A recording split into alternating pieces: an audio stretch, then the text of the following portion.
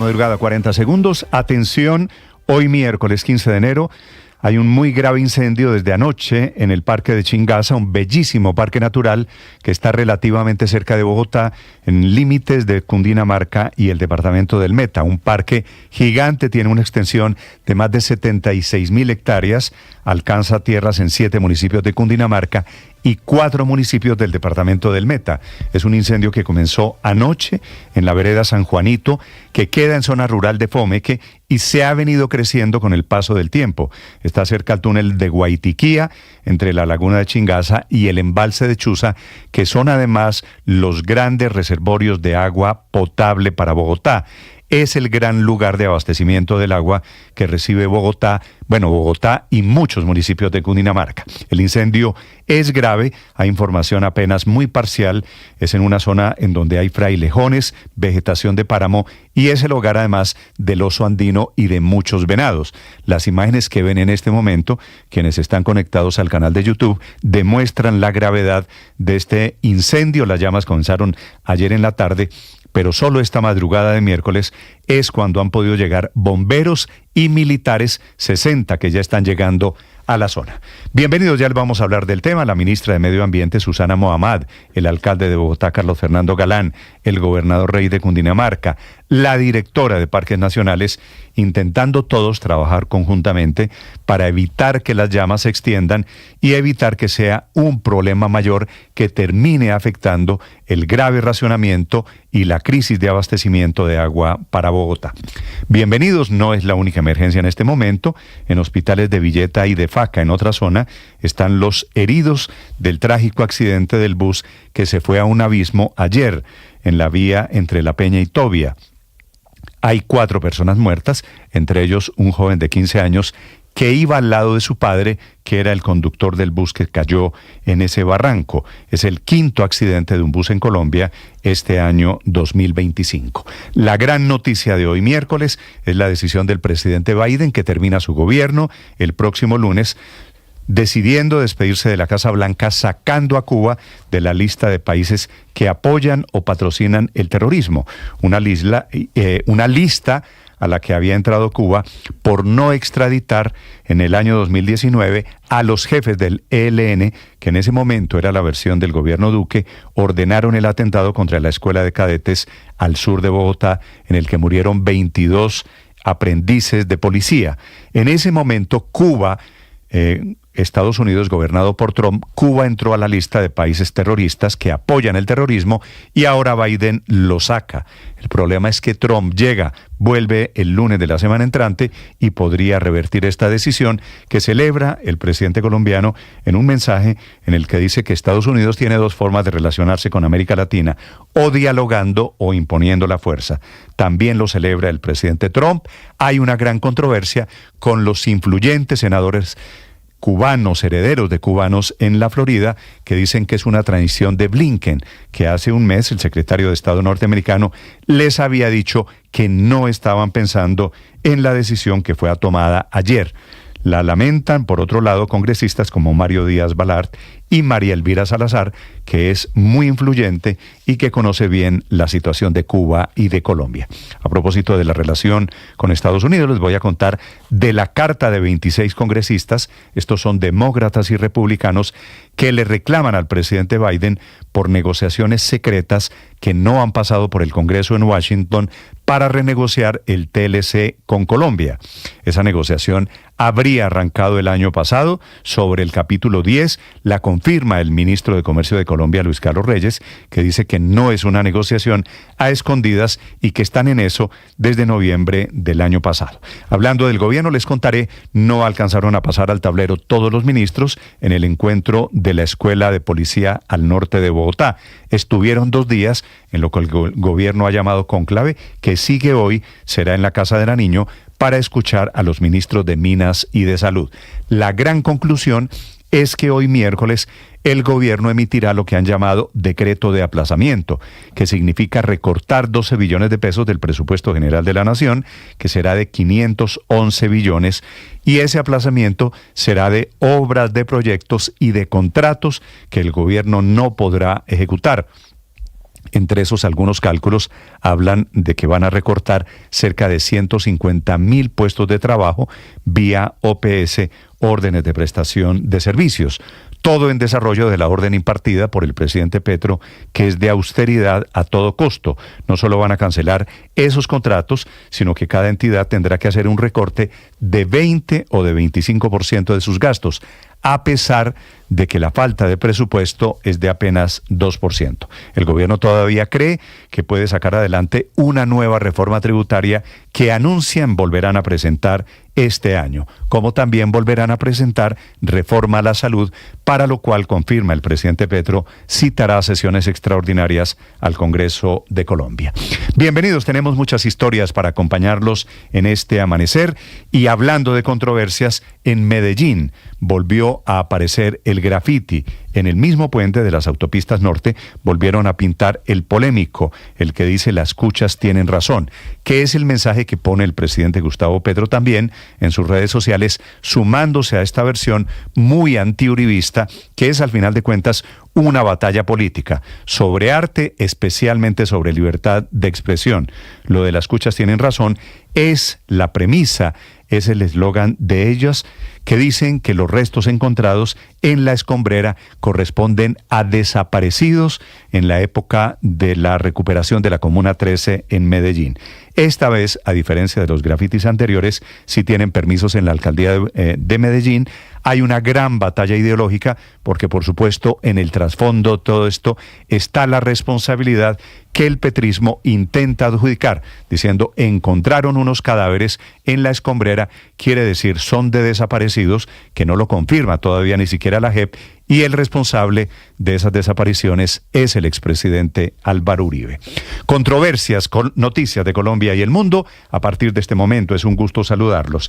Es miércoles, la temperatura en Bogotá es de 9 grados centígrados. Este día hay 2 accidentes, 2 problemas de movilidad en Bogotá, uno por un accidente en el occidente, en la zona de Suba en Bogotá, y el otro, una protesta en el patio, el Portal El Dorado, en la avenida El Dorado, en el centro de Bogotá, trabajadores concesiones de Transmilenio a los que despidieron y están protestando desde esta madrugada, bloqueando el acceso al aeropuerto El Dorado.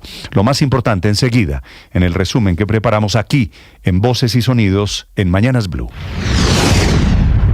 Realmente saludamos esa medida, que es una medida justa, y esperamos que ojalá y todas las medidas que los países tienen de decisiones, de sanciones que imponen de manera unilateral y extraterritorial se levanten. Así reaccionó el canciller colombiano Luis Gilberto Murillo al anuncio de Estados Unidos por retirar a Cuba de la lista de países patrocinadores del terrorismo. El presidente Joe Biden tomó la decisión para propiciar la liberación de varios presos como parte de un proceso con la mediación del Vaticano. El presidente Petro celebró la decisión, aseguró que Estados Unidos tenía 2 formas de relacionarse con Latinoamérica, o dialogando o imponiendo la fuerza. La decisión fue sorpresiva, tanto así que va en contravía a lo que hace tan solo un mes decía Anthony Blinken durante una audiencia en el Congreso, precisamente al ser preguntado si sacarían a Cuba de la lista. Escuchemos lo que decía Blinken a mediados de diciembre. Is it under review, sir? I don't anticipate any changes in our policy toward Cuba during the pendency of this administration. All right, I'm happy you're saying that. No anticipo ningún cambio en nuestra política hacia Cuba en lo que resta del gobierno, decía Anthony Blinken. Desde el Partido Republicano han hecho fuertes críticas a la decisión, entre ellos la representante de origen cubano, María Elvira Salazar. Lo que está haciendo el presidente Biden es básicamente ayudando a nuestros enemigos, realineando al grupo de países terroristas, Cuba, Venezuela y Nicaragua, en contra de los intereses de los Estados Unidos. Y lo único que va a hacer esto es afectar nuestra seguridad nacional, porque esto afecta a la migración. De la misma forma, el representante Mario Díaz Balart. No nos sorprende. Este es un presidente que ha hecho todo lo posible, el presidente Biden y su administración, para ayudar a la tiranía en La Habana, igual que la tiranía en Managua y la tiranía en Caracas. No nos sorprende que este presidente traiciona a los Estados Unidos, traicionando también la causa de la libertad del pueblo cubano. A propósito de la relación con Estados Unidos, un grupo de 26 congresistas demócratas y republicanos reclamaron al presidente Biden sobre la posibilidad de modificar el Tratado de Libre Comercio con Colombia,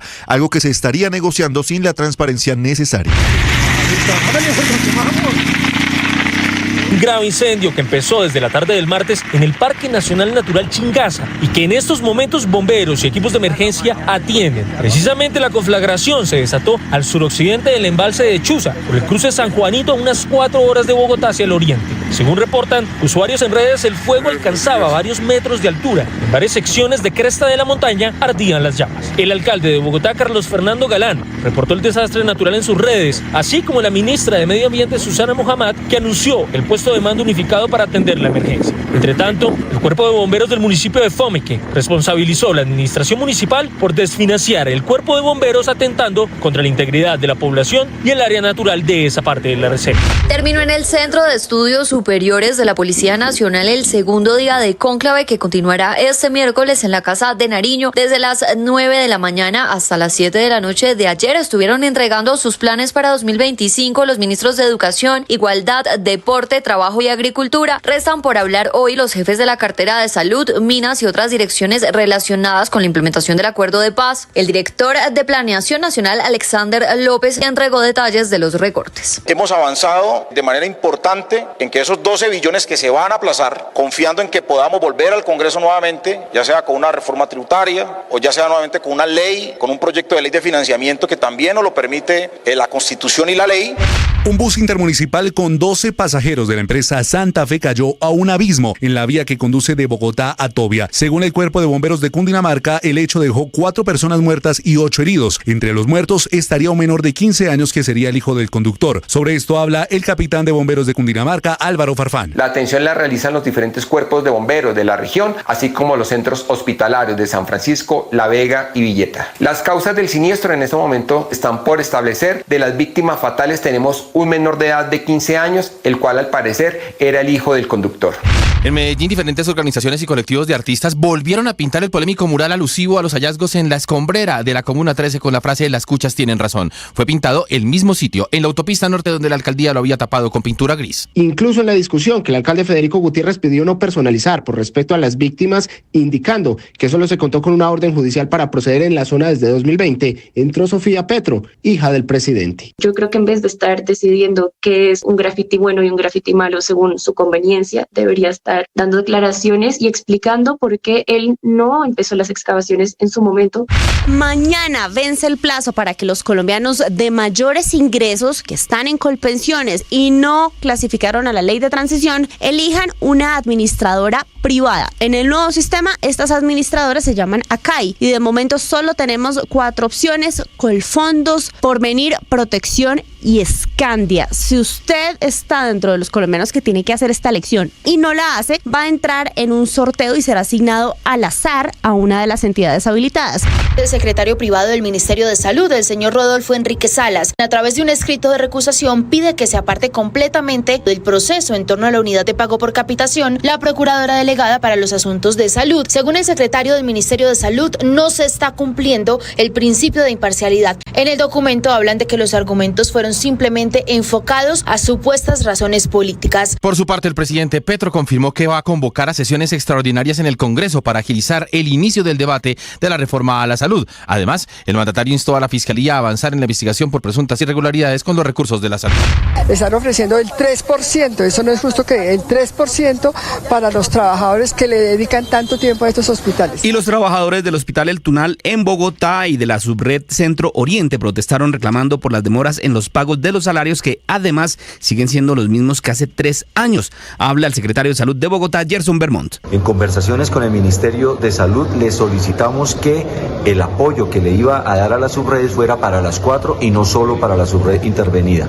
El ministerio fue enfático en que solo tenía recursos para apoyar a la subred intervenida. La Fiscalía Novela delegada ante la Corte Suprema de Justicia realizó una ampliación del interrogatorio al exsubdirector de la Unidad Nacional de Gestión del Riesgo, Sneider Pinilla, quien entregó información clave y nuevos elementos a materiales probatorios que fueron remitidos a la Sala de Instrucción de este alto tribunal para que determine si este testimonio puede ser integrado a la investigación en contra de la representante Karen Manrique por las posibles irregularidades al interior de la Unidad de Gestión del Riesgo. Nuevamente fue aplazada por un mes más la audiencia preparatoria de juicio contra Nicolás Petro en medio de la presentación de pruebas que está haciendo la Fiscalía. Entre los nuevos detalles se conoció que fueron rastreados los movimientos realizados por la familia de Nicolás en los últimos meses para establecer si había puesto bienes a nombre de ellos con recursos obtenidos ilícitamente. Se pudo establecer que ese vínculo familiar de algunas personas con el señor Nicolás Fernando Petro Burgos y con Daisuris del Carmen Vázquez Castro fue que se pudo, al parecer, poner a nombre de estas personas algunos de los bienes adquiridos por el señor Petro Burgos. El presidente de Corea del Sur, Yoon Suk Yeol, ha sido arrestado esta mañana después de que cientos de agentes policiales y anticorrupción accedieran a su residencia, donde llevaba atrincherado desde la imposición el pasado mes de diciembre de una ley marcial que posteriormente fue revocada por el Parlamento. Israel bombardea intensamente Gaza mientras las partes siguen trabajando para alcanzar un acuerdo de alto al fuego, un acuerdo de 42 días para liberar al menos a 33 rehenes israelíes. Esta madrugada Hamas ha dicho que no va a aprobar ese acuerdo mientras Israel no le entregue los mapas y las fechas para el retiro de las tropas israelíes de Gaza. James Rodríguez fue presentado oficialmente como el jugador del Club de León de México, donde comenzó su nuevo desafío en su primer día. Estoy muy feliz, con muchas ganas, con mucha ilusión también. Es una competición grande, es una competición que yo quiero jugar. La renuncia del mexicano Efraín Juárez como director técnico tomó por sorpresa ayer a los directivos de Atlético Nacional. El distanciamiento con los directivos de la institución verdolaga se dio por las decisiones de estos en relación con la no continuidad de algunos jugadores, la contratación de refuerzos y el presupuesto destinado para apoyar el proyecto. Estás escuchando Blue Radio.